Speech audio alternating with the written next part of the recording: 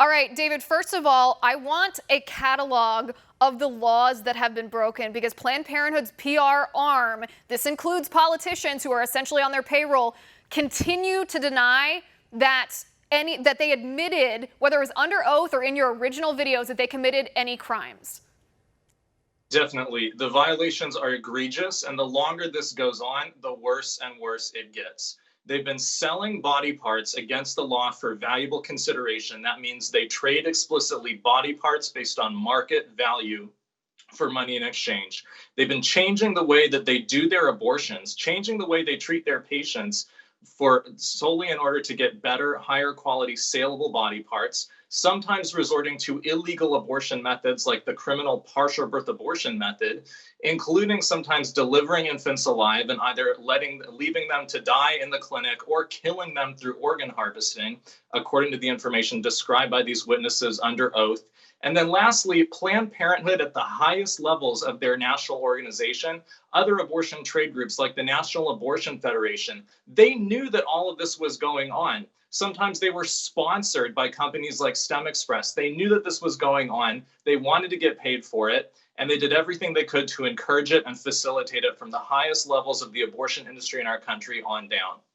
And so what's the excuse? We have a Republican president. We have a Republican president's appointee as Attorney General. We have a majority in the Senate. We've had congressional investigations into this. Why has there been no prosecution of the three entities that have been named, the two procurement companies and Planned Parenthood themselves?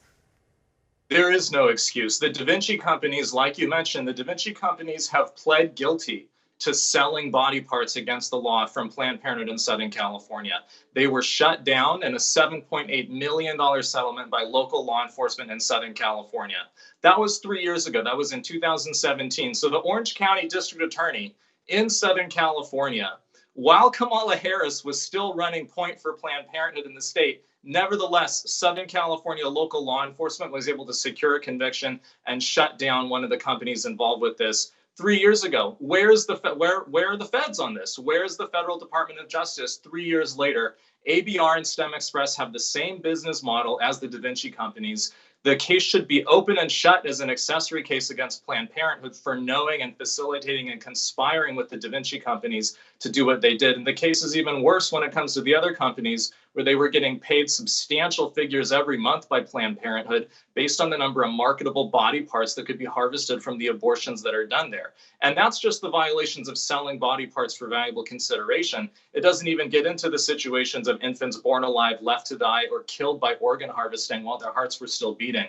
So it's absolutely outrageous that nothing has been done for 5 years now since the revelations in the undercover tapes. And keep in mind that the DOJ has vigorously prosecuted people who sell and traffic eagle body parts. All right. Do you know how much money they sold the eagle body parts for in the South Dakota case, a federal case from 2017? Approximately $6,000 worth of selling eagle body parts. And that was vigorously prosecuted by the Federal Department of Justice. Surely, selling aborted baby body parts, trading them for taxpayer money to taxpayer institutions like the National Institutes of Health, surely that is a far greater crime than selling eagle body parts. So it's time for the Department of Justice to act now on this information.